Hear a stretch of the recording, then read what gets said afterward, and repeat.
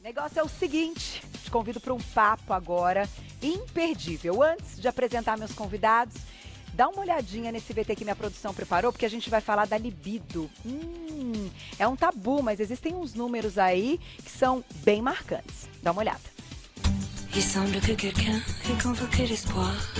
A vida sexual feminina tem rompido muitos tabus. Mas mesmo com maior acesso à informação e tratamentos, os distúrbios sexuais da mulher são comuns em qualquer idade. Prazer sexual é sinônimo de saúde e as mulheres precisam investigar o motivo. Quem já passou por isso precisa saber que não está sozinha. Pesquisas revelam que 48,5% das mulheres que procuram ajuda médica por conta das disfunções sexuais sofrem de falta ou diminuição do desejo, dor durante as relações ou dificuldade para atingir o orgasmo. A pesquisa com 455 mulheres também mostrou que apenas 13% dos casos têm origem orgânica, como alterações hormonais ou problemas originados por alguma doença. A depressão, vale ressaltar, está por trás de 40% dos casos de libido abaixo de 0. O problema é mais comum em mulheres mais velhas, mas são as mais novas que procuram ajuda por não terem preconceitos, enquanto as mais velhas acham que é um problema natural. Mas ninguém está condenado a uma vida sexual morna. Se o fogo apagou, procure ajuda. Existem vários recursos disponíveis que podem reaquecer o clima debaixo do edredom.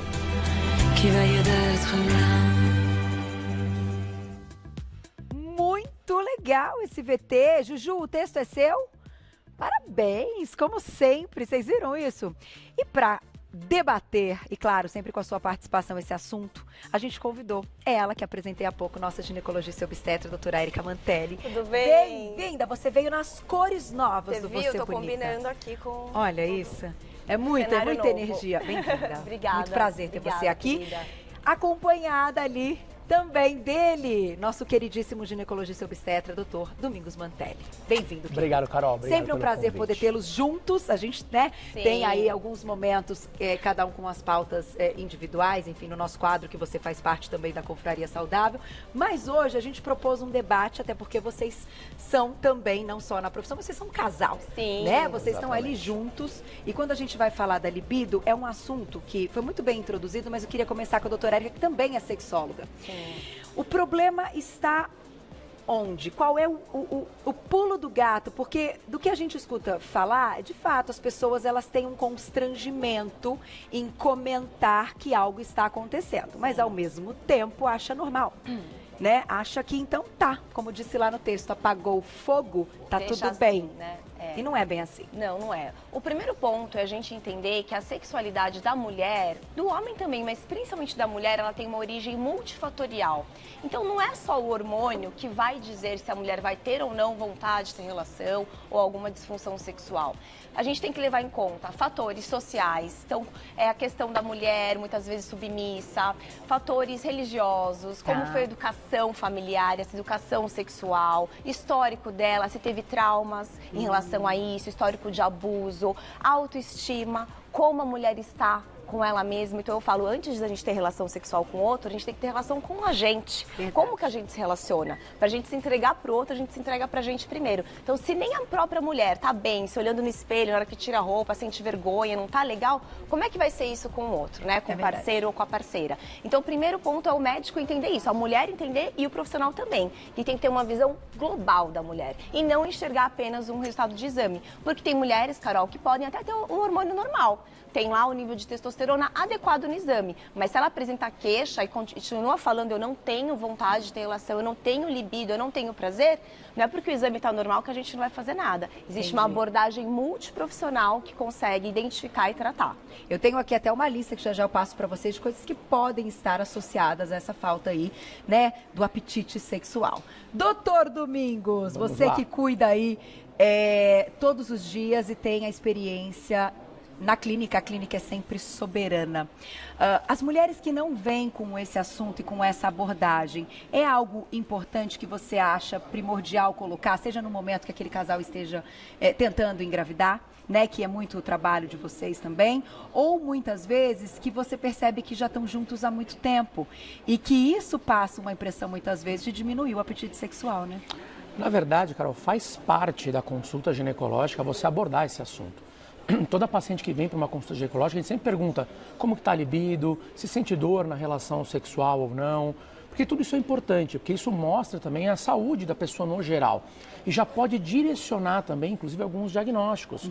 A gente fala muitas vezes que a mulher está com a libido baixa, mas muitas vezes ela tem, por exemplo, dor na relação, e isso faz com que ela não queira buscar por relação sexual.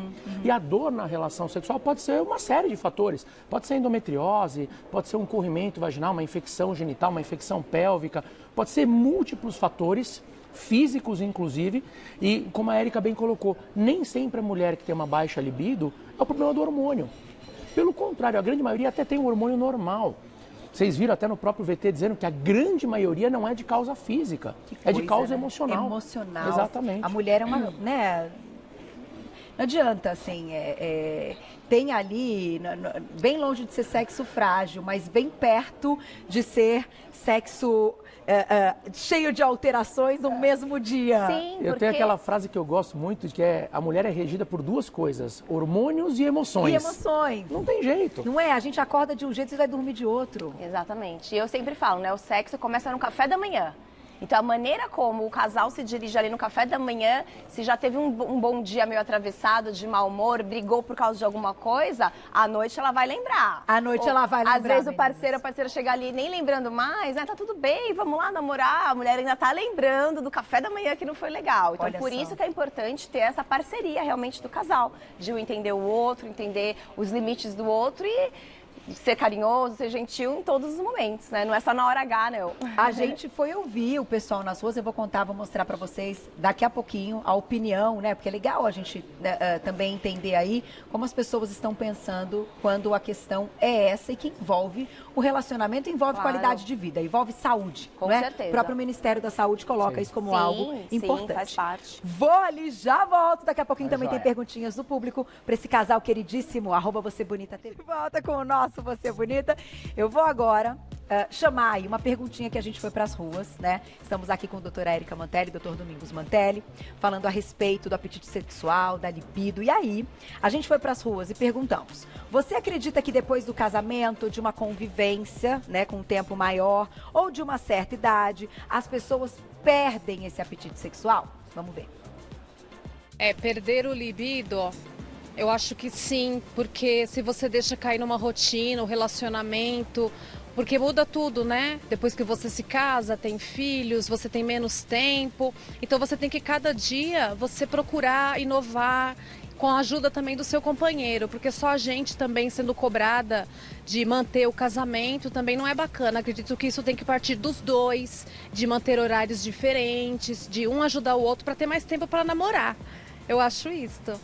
Você sempre tem que estar procurando, tá instigando, sempre tá com uma roupa bonita, sempre tá fazendo cabelo, sempre pensar em viajar, jantar fora. Porque se ficar na mesmice de dentro de casa, do casamento, aquela rotina, eu acho que apaga um pouquinho sim.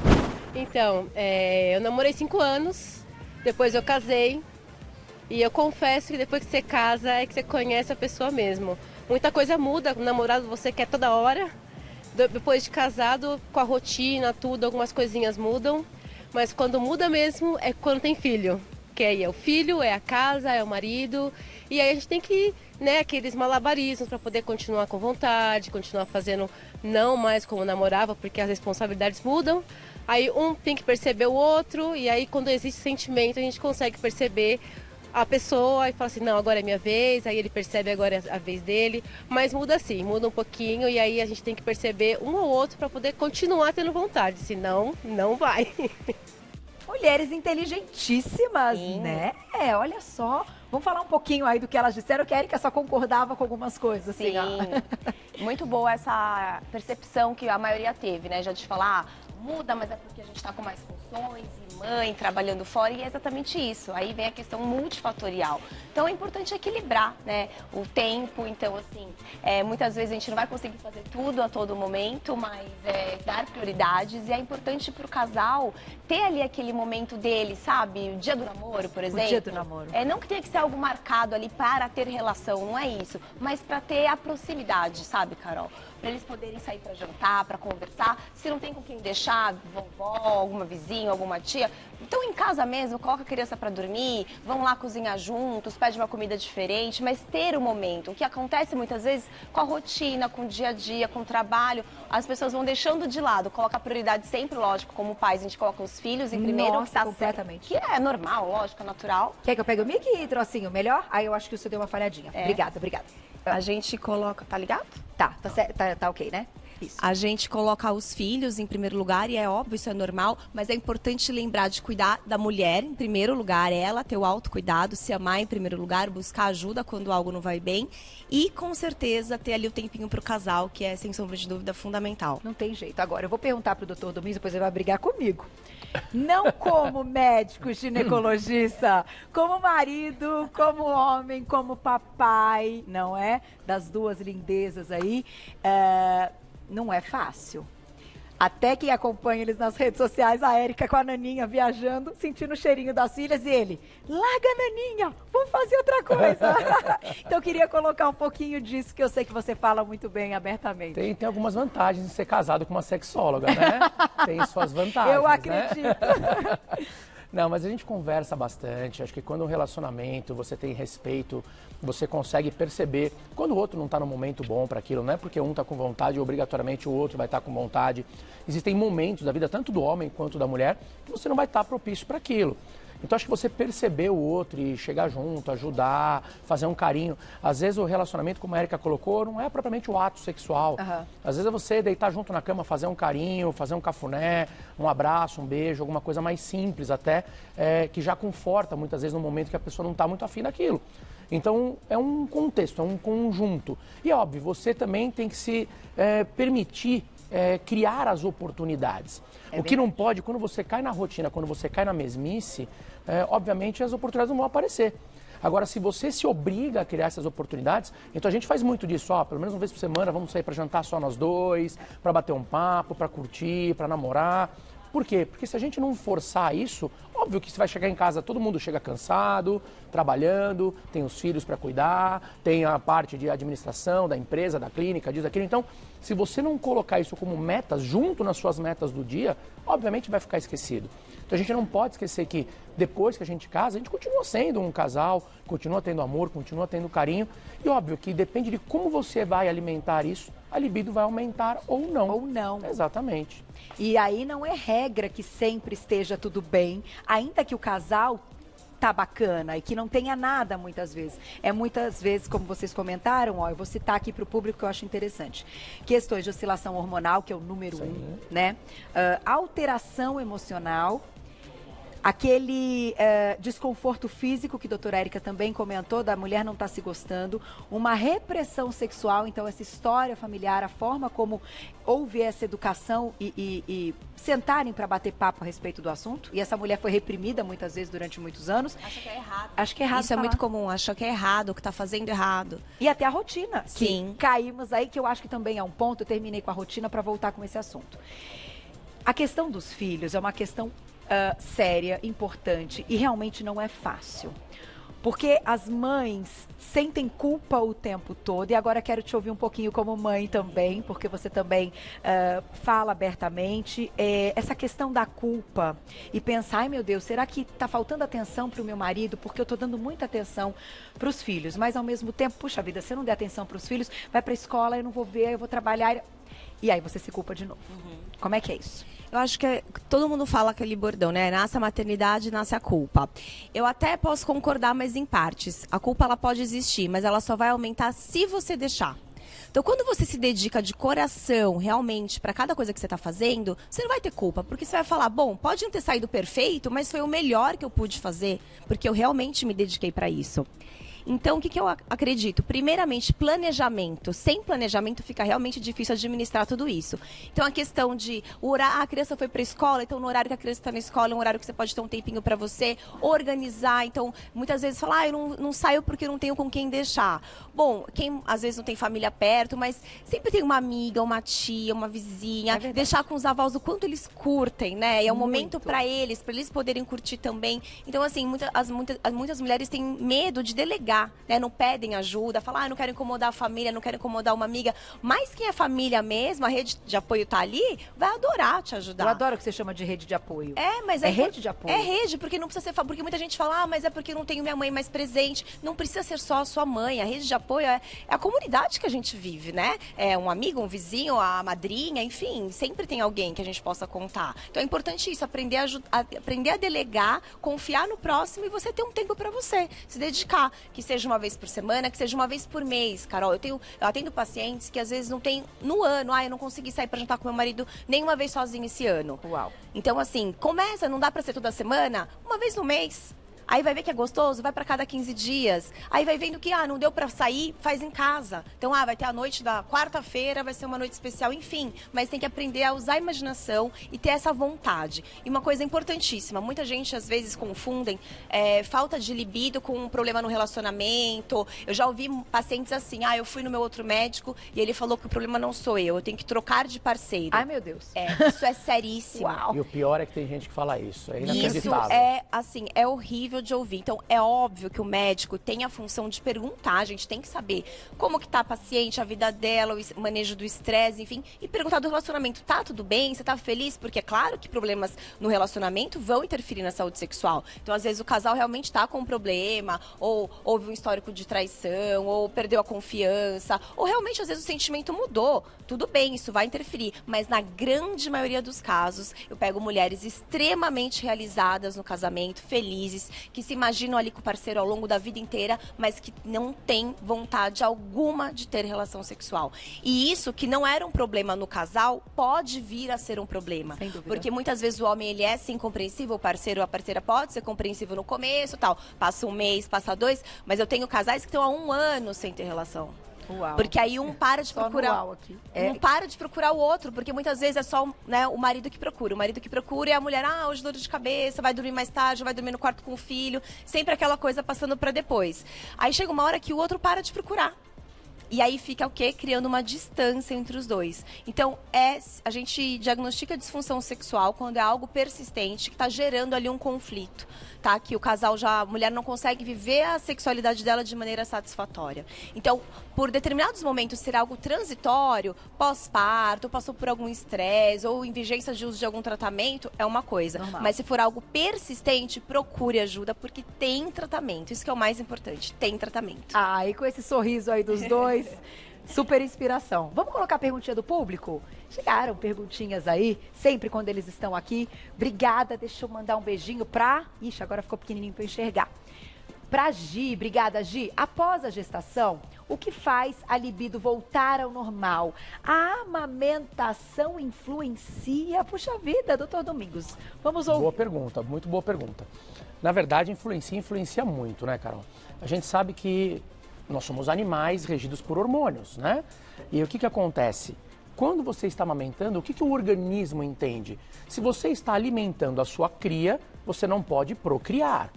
Então, obviamente, o que acontece na subida da prolactina, que é o hormônio que vai produzir o leite, você tem a queda dos demais hormônios. Então, você tem a queda da progesterona, você vai ter a queda da testosterona, você deixa de ovular, até por isso muitas mulheres no período da amamentação exclusiva não menstruam, não ovulam, tem até uma certa proteção contra a gestação, por quê? Porque o organismo está naquela fase de alimentar a cria. Então, nesse período, com certeza, o organismo cria todas as situações possíveis para deixar um ambiente hostil à relação sexual. Então, diminui a libido, você tem a diminuição da lubrificação vaginal. Então a vagina fica mais ressecada, tem mais desconforto na hora da relação sexual. Olha. As mamas estão mais sensíveis, estão produzindo leite. Então, todo o contexto é para ir contra a relação. E é claro que a gente vai ter que usar de alguns artifícios, de algumas coisas, para nesse período você poder voltar a ter a relação sexual, mas de uma forma saudável. Então, o uso muitas vezes de lubrificantes, inclusive internos, não somente externos, porque a vagina fica ressecada lá dentro, lá no fundo, não é só na entrada da vagina. Então, nesse período pode ser necessário utilizar. Existem algumas fórmulas naturais que a gente pode manipular com alguns produtos que melhoram essa parte da libido e que são permitidos uso durante a amamentação. Que máximo! Então tem algumas coisas que a gente pode lançar mão para melhorar a vida sexual nesse período, inclusive. E a avaliação do fisioterapeuta especializado na questão sexual também, que trabalha ali o assoalho pélvico, o uroginecológico, ajuda muito nesse desconforto. Temos também laser vaginal, laser íntimo, que pode muito ajudar ali estimulando. É uma novidade, a gente mostrou recentemente, Sim. acho que do Dr. Hamilton, Sim, uma sim. matéria no consultório. Não, um deles, agora eu não sei exatamente, mas eu acho Sim, que o pode Dr. ter Hamilton sido faz Macedo. também. Dessa questão do laser, eu acho muito legal a gente poder discutir isso, Sim, né? melhora muito, porque vai melhorar a mucosa, vai diminuir esse desconforto na hora da relação, porque uma coisa é, você tem relação com dor, você vai evitar pra próxima. Então, às vezes, a mulher já tá com a libido baixa, sabe que vai doer, ela vai fugir dali da relação. É verdade. Se você começa a melhorar ali o ambiente, a relação vai ficando, deixa de ser desconfortável, fica prazerosa, automaticamente ali o ciclo de resposta sexual vai sendo ativo, vai voltando a libido. Então, uma coisa puxa a outra, né? E a gente tem que fazer a nossa parte em alguns momentos. Como você disse, a palavra-chave, o respeito, né, em primeiro lugar, e o bom senso, que no fundo, né, é o que a gente busca aí todos os dias, o equilíbrio desse relacionamento, e busque ajuda, tá aqui, é possível, né, e ver aí o sorriso deles como casal, como médicos. Eu fico sempre muito feliz de tê-los aqui. Muito obrigada. Obrigada, por puxa, é um estarem prazer. mais uma vez junto aí com a gente nessa reestreia, Tudo de né? melhor aqui nessa reestreia. Obrigada. Desejamos que esse é um programa de utilidade pública, né, Carol? É Muita verdade. informação aqui, maravilhosa. E agora com dois horários, horários. às 10h30 da Até a noite. gente vai ver É hoje à bom que noite, agora a né? gente Agora a gente vai se consegue ver. Então, tô adorando isso. Quem quiser saber mais, seguir esse trabalho, as dicas são maravilhosas. Vai lá nas redes sociais, no Instagram, @EricaMantelli, tudo junto com 2 L's e no final, @EricaMantelli. E do Dr. Domingos é @DomingosMantelli, também tudo junto com 2 L's e no final. Você encontra tudo da clínica, de todo o trabalho deles por lá. Muito obrigada. Obrigado, Carol. Obrigada. Sempre um prazer. Beijo nas Prazer estar aqui. lindas. Obrigado. Julinha, Belinha, coisa mais linda. Até, obrigada, querida. Beijo, Até a beijo. próxima. Beijo.